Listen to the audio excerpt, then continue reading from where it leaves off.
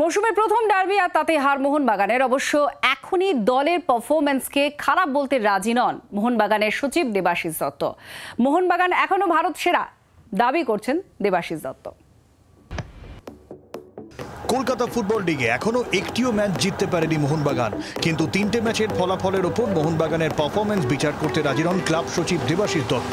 হুগলির মাহেশে উল্টো রথে এসে এমনটাই জানালেন তিনি। গত বছর ডুরান্ড এবং আইএসএল চ্যাম্পিয়ন মোহনবাগান। দেবাশিস দত্তের দাবি, মোহনবাগান আজও ভারত সেরা। জগন্নাথ দেবের আশীর্বাদ নেওয়ার পর দলের পারফরমেন্সে উন্নতি হবে বলে দাবি মোহনবাগান সচিবের। দলের পারফরমেন্সকে আপনি যদি এই তিনটে ম্যাচ দিয়ে বিচার করেন তাহলে ভালো নয়, কিন্তু গত এক বছরের বিচার করেন আমরা এই ভারতবর্ষের সেরা। জগন্নাথ দেবের কাছে আশীর্বাদ দিতে এসেছি, আমার বিশ্বাস মোহনবাগান এরপরে তরতরিয়ে ছুটবে।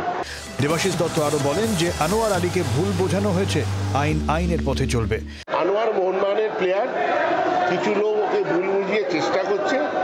আইন আইনের পথে যাবে এবং আইন আমাদের সঙ্গেই আছে।